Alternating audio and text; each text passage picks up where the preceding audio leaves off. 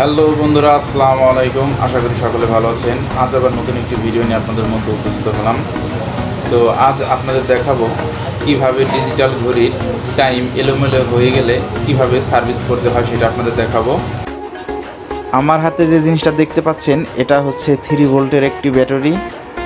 এটা ঘড়ির ভিতরে থাকে, ডিজিটাল ঘড়ির ভিতরে থাকে এটা। তো এটার যখন কার্যকারিতা নষ্ট হয়ে যায় তখন কি হয়, তখন মনে করলেন দেখা গেল যে আপনার কারেন্ট থাকা অবস্থায় আপনার ঘড়ির টাইম ঠিক থাকে, কিন্তু যখন কারেন্ট চলে যায় কিছুক্ষণ পরবর্তী টাইমে যখন আবার কারেন্ট আসে দেখেন যে আপনার ঘড়ির টাইমটা এলোমেলো হয়ে গেছে, তখন বুঝে নেবেন যে আপনার ঘড়ির ভিতরে থাকা এই ব্যাটারিটি কার্যকারিতা নষ্ট হয়ে গেছে। তো আপনাদের এটি এখন প্র্যাকটিক্যালি আমি দেখাবো। তো চলুন কথা না বাড়িয়ে ভিডিওটি শুরু করা যাক। তো দেখতেই পাচ্ছেন আমার সামনে যে ঘড়িটি আছে এটা হলো ক্যাসিও কোম্পানির।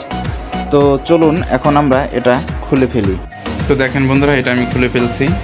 তো আপনারা কি করবেন, এখানে দেখেন এই যে 3 ভোল্টের একটা ব্যাটারি থাকে এখানে।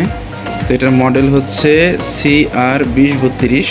তো সেম মডেলে একটা এনে লাগিয়ে দিবেন, তাহলেই হয়ে যাবে। তাহলে আপনার এই টাইমটা আর এলোমেলো হবে না। তো ব্যাটারিটা যখন চার্জ কমে যায় বা ব্যাটারিটা বাতিল হয়ে যায় তখন এই টাইমটা এলোমেলো হয়ে যায়। যখন বিদ্যুৎ আসে দেখা গেলো যে আপনার ওই এখন 1টা বাজে, দেখা গেলো যে 2 ঘন্টা পর কারেন্ট আসলো, তখন দেখবেন যে সেই 1টায় বেজে আছে, টাইমটা এলোমেলো হয়ে যায়। আর ব্যাটারিটা যখনই চেঞ্জ করে দেবেন তখন পুনরায় আবার ঠিক হয়ে যাবে। তো বন্ধুরা, এর ভিতরে তেমন কিছু নেই, খুব সহজ কাজ করা। তো আজ এই পর্যন্তই। তো বন্ধুরা, ভিডিওটি কেমন লাগলো অবশ্যই কমেন্ট করে জানাবেন। আর আমার চ্যানেলটি এখনও যারা সাবস্ক্রাইব করেন নাই অবশ্যই সাবস্ক্রাইব করবেন এবং পাশে থাকা বেল আইকনটি অবশ্যই প্রেস করে দিবেন যেন আমার ভিডিওগুলো সবার আগে আপনার কাছে পৌঁছে যায়।